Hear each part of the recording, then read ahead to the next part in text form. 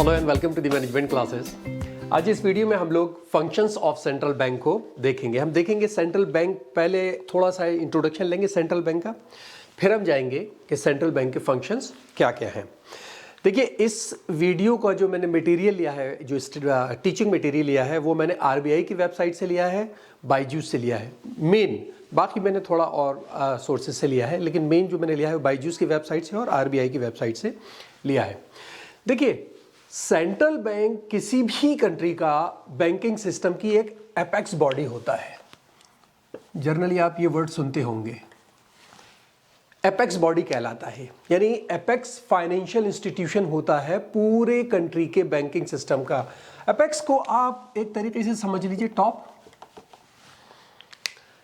जो पूरी कंट्री का बैंकिंग सिस्टम होता है, उसके टॉप सिस्टम के ऊपर एक फाइनेंशियल इंस्टीट्यूशन होता है, वो होता है सेंट्रल बैंक। और वो ही सारे के सारे फाइनेंशियल इंस्टीट्यूशंस को, बैंकों को, सबको रेगुलेट करता है, सबको देखता है।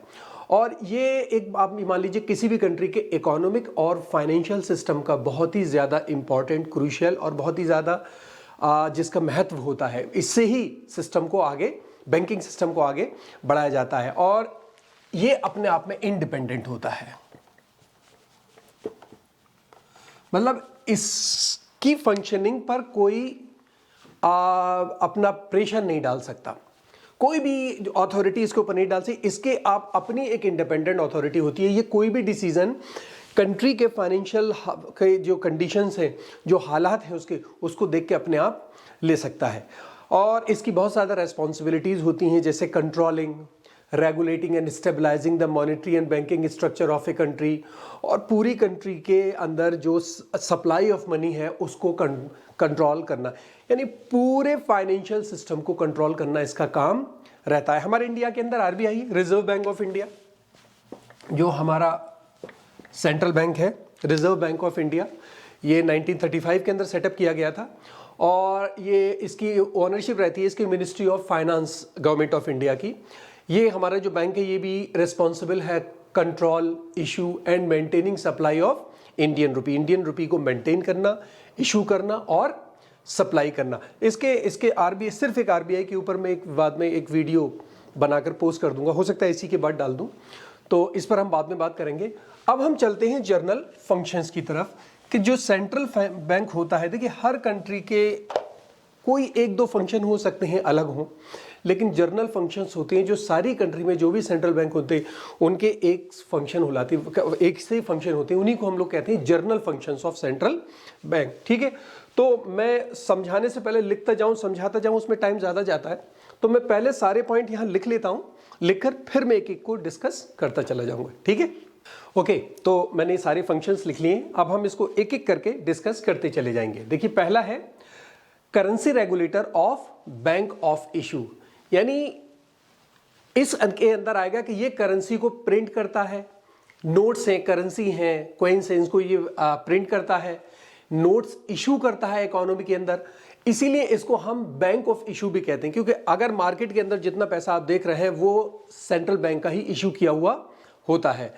पहले होता ये था कि जब शुरू में ये बैंक शुरू हुए थे, सिस्टम शुरू हुआ था, तो कॉमर्शियल बैंक अपने आप पैसे को इशू कर दिया करते थे, लेकिन उससे होता यह था कि पता नहीं चलता था कौन से बैंक ने कितना इशू कर दिया, तो एक डिसऑर्गेनाइज इकोनॉमी हो गई थी, प्रॉब्लम आने लगी थी।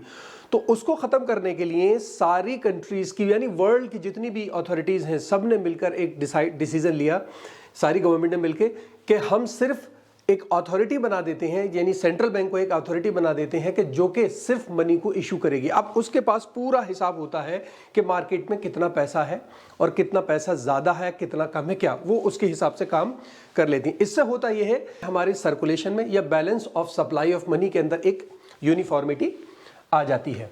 दूसरा है बैंक टू द गवर्नमेंट, यानी गवर्नमेंट अपना पैसा इसके अंदर रख सकती है सेंट्रल बैंक के अंदर, और इससे अपना पैसा निकाल सकती है, accept deposits and issue funds to the government. दूसरी बात, ये गवर्नमेंट के बिहाफ पर पेमेंट कर सकती है और पेमेंट को रिसीव कर सकती है, यानी गवर्नमेंट को किसी को पेमेंट करना है तो आरबीआई यानी आपका सेंट्रल बैंक उसको पेमेंट कर देगा और पेमेंट रिसीव भी कर लेगा। तीसरी बात, ये गवर्नमेंट को शॉर्ट टर्म लोन्स देते हैं।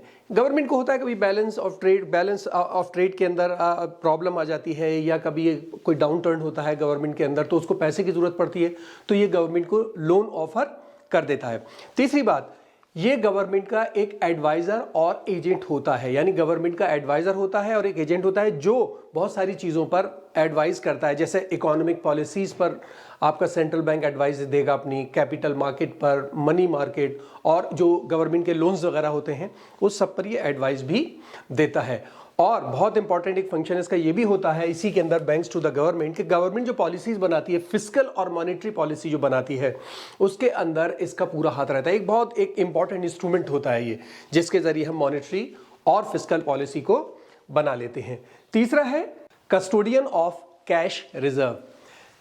कैश पर मुझे जब ये पढ़ रहा था तो एक जोक सामने आया, मैं आपको बताऊं। जोक है छोटा सा, एक आदमी, एक टेलर था। टेलर होते हैं ना जो नोट इशू करते हैं, बैंक में आप जाइए ना तो एक जगह आपका चेक पहुंचता है तो वो आपको चेक लेकर कैश देता है आपको, तो टेलर कहलाता है। एक टेलर की जॉब चली गई तो उससे पूछा कि भाई, किसी ने कि यार तुम्हें क्यों निकाल दिया बैंक ने? कहने लगा मुझे पता नहीं, एक लेडी आई थी, बूढ़ी लेडी थी, बहुत ज़्यादा हिल हिल कर चल रही थी, तो उसने मुझसे कहा कि मेरा बैलेंस देखेंगे। तो बोले, मैं समझा वो अपना बैलेंस की बात कर रही है, तो मैंने उसको हिला दिया तो वो गिर गई। वो बाद में पता चला वो अकाउंट बैलेंस देखना चाह रही थी अपना, तो उसकी जॉब चली गई। सॉरी, ठीक है। तो कस्टोडियन ऑफ कैश रिजर्व का मतलब होता है कि जितने भी कमर्शियल बैंक्स होते हैं वो सारे के सारे बैंक अपना एक अकाउंट सेंट्रल बैंक के अंदर खोले होते हैं और एक रिजर्व उनका सेंट्रल बैंक में रहता है। जैसे आपने 100 रुपये जमा किए बैंक के अंदर और उस वक्त CRR यानी जो रिजर्व रेशियो है वो समझ लीजिए 10% है, तो वो बैंक उस 100 रुपये में से 10% सेंट्रल बैंक में रखेगा और 90 अपने यूज में ले आएगा, लोन देना, इन्वेस्ट करना, कुछ भी करना, ठीक है। तो जो भी CRR होता है, जितने परसेंट भी, उस हिसाब से वो अपना रखेंगे। लेकिन कमर्शियल बैंक अपने कैश को जरूर रखते हैं रिजर्व बैंक के अंदर, और जाहिर है कभी अगर उनको जरूरत होती है रिजर्व बैंक को तो वो उसको विड्रॉ कर लेते हैं, और जब ज़्यादा होता है तो फिर उसको वापस कर सकते हैं। एक छूट होती है उनके पास। इसीलिए हम लोग सेंट्रल बैंक को बैंकर्स बैंक भी कहते हैं। और क्रेडिट क्रिएशन पॉलिसी जो होती है कमर्शियल बैंक की, उसके अंदर सेंट्रल बैंक का बहुत बड़ा रोल होता है। किस तरह बनानी है, कैसे बनानी है, कितनी CRR रहेगा, क्या रहेगा, वो सारी एडवाइजेस सेंट्रल बैंक देता है। चौथा है कस्टोडियन ऑफ इंटरनेशनल करेंसी। एक इंटरनेशनल करेंसी का एक मिनिमम बैलेंस सेंट्रल बैंक को रखना होता है, क्योंकि कभी कभी ऐसा होता है कि कोई सडन रिक्वायरमेंट आ गई फॉरेन करेंसी की, कोई इमरजेंसी आ गई और उसमें फॉरेन करेंसी की जरूरत है, तो ये रिजर्व काम करता है। बैलेंस ऑफ पेमेंट में गड़बड़ हो जाती है, एडवर्स डेफिसिट हो जाता है, डेफिसिट अगर हो जा रहा है बैलेंस ऑफ पेमेंट, तो कुछ जगहों पर हमें इमीडिएट फॉरेन करेंसी की जरूरत पड़ती है, तो central bank in foreign currency को अपने पास संभाल के रखता है। अगला है लेंडर ऑफ लास्ट रिसोर्ट, यानी कभी कभी बैंक्स के अंदर प्रॉब्लम आ जाती है कैश की, यानी बैंक्स जो है वो कैश क्रंच में आ जाते हैं। उस वक्त का होता क्या है कि सेंट्रल बैंक उनको मनी प्रोवाइड करता है, जो मेंबर्स बैंक हैं उनको मनी प्रोवाइड करता है, लोन की शक्ल में देता है, वो लोन की शक्ल में देगा, और जाहिर है वो लोन भी किसी सिक्योरिटीज ट्रेजरी बिल वगैरह के होता है या डिस्काउंटिंग बिल वगैरह होते हैं, इसके ऊपर वो बैंक को लोन दे देगा मेंबर जो बैंक्स होते हैं, और बाद में वो बैंक लौटा लिया जाता है। तो एक लास्ट में जब कुछ नहीं होता बैंकों के पास, तो वो अपने सेंट्रल बैंक से भी पैसा ले सकते हैं, और ये बहुत ज़्यादा इंपॉर्टेंट फंक्शन कहलाता है। क्यों? इसको क्रूशियल फंक्शन इसलिए किया गया कि अगर बैंक्स के अंदर कैश क्रंच है तो हमारी इकोनॉमिक कोलैप्स हो जाएगी, जो हमारा जो फाइनेंशियल स्ट्रक्चर है इकोनॉमी का वो कोलैप्स हो जाएगा, ख़त्म हो जाएगा। तो उस स्ट्रक्चर को प्रोटेक्ट करने के लिए, इस फाइनेंशियल स्ट्रक्चर को प्रोटेक्ट करने के लिए सेंट्रल बैंक कमर्शियल बैंक्स को या मेंबर्स बैंक्स को पैसा दे देता है, ताकि हमारी जो इकोनॉमिक स्ट्रक्चर है वो सही बना रहे, फाइनेंशियल स्ट्रक्चर है वो सही से बना रहे। अगला है clearing house for transfer and settlement, यानी बैंकों के अंदर म्यूचुअल इंडेप्टेडनेस होती है। जो कमर्शियल बैंक्स होते हैं ना, उनके अंदर आपस में भी चल रहा होता है, इसका पैसा इसके पास है, इसका पैसा इसके पास है, उसमें काफ़ी एक सिस्टम होते हैं, एक कभी मसले भी होते हैं कभी कभी। तो होता क्या है कि सेंट्रल बैंक जो है वो अपने पास बुलाएगा, इस बैंक का रिप्रेजेंटेटिव आएगा, इस बैंक का रिप्रेजेंटेटिव आएगा, और ये सारे इंटर बैंक पेमेंट्स को सेटल कर देते हैं। अगला है कंट्रोल ऑफ क्रेडिट। यानी होता यह है कि कभी कभी कॉमर्शियल बैंक, हर कॉमर्शियल बैंक चाहता है कि मैं ज़्यादा से ज़्यादा क्रेडिट क्रिएट करूं, और वो ज़्यादा से ज़्यादा पैसा मार्केट के अंदर देना चाहता है कि हम लोन ज़्यादा से ज़्यादा दें तो ज़्यादा से ज़्यादा हमें इंटरेस्ट मिलेगा। लेकिन होता क्या है, उससे मनी सप्लाई बढ़ जाती है, और जब मनी सप्लाई बढ़ती है तो प्राइस ऊपर चलने लगते हैं, है ना, इन्फ्लेशन हो जाता है, और जब इन्फ्लेशन होगा तो वहाँ पर गड़बड़ हो जाती है। तो किसी तरह सेंट्रल बैंक को वहाँ से मार्केट से पैसा कम करना होता है। तो वो क्या करता है, बहुत सारे तरीके हैं उसके पास, उसमें से जो मेन तरीके इस्तेमाल करते हैं वो एक तो होता है ओपन मार्केट ऑपरेशन, मार्केट के अंदर डायरेक्ट सिक्योरिटीज बेची जाती हैं, या बैंक का सीआरआर बढ़ा दिया जाता है। आपने सीआरआर, जैसे मैंने कहा कि 10%, आपने 100 रुपये जमा करे, सीआरआर 10% है, तो सेंट्रल बैंक के पास कमर्शियल बैंक 10 रुपये रखेगा, 90 इस्तेमाल कर लेगा। उन्होंने सोचा कि इसको 30% कर दें। अब अगर 30% है तो सप्लाई कम हो जाएगी, क्यों? क्योंकि अब सेंट्रल बैंक कह रहा है कमर्शियल बैंक से कि मेरे पास 30 रुपये रखो 100 में से और 70 तुम। तो एक तो तरीका ये होता है, या फिर ओपन मार्केट ऑपरेशन होता है कि डायरेक्ट मार्केट में इंटरेस्ट रेट आरबीआई जो सेंट्रल बैंक है इंटरेस्ट रेट बढ़ा देती है। इंटरेस्ट के बढ़ने से होता क्या है कि लोग सोचते हैं कि यार मार्केट में पैसा लगा रखा है, अगर हम बैंक में रखेंगे तो ज़्यादा इंटरेस्ट मिलेगा, तो वो मार्केट से पैसा निकालकर बैंक में लगा देते हैं, उससे सप्लाई कम हो जाती है। और अगर डिफ्लेशन होता है तो इसका अपोजिट हो जाता है। ठीक है, आखिरी बात है प्रोटेक्टिंग डिपॉजिटर्स इंटरेस्ट। ये भी बहुत इंपॉर्टेंट होता है।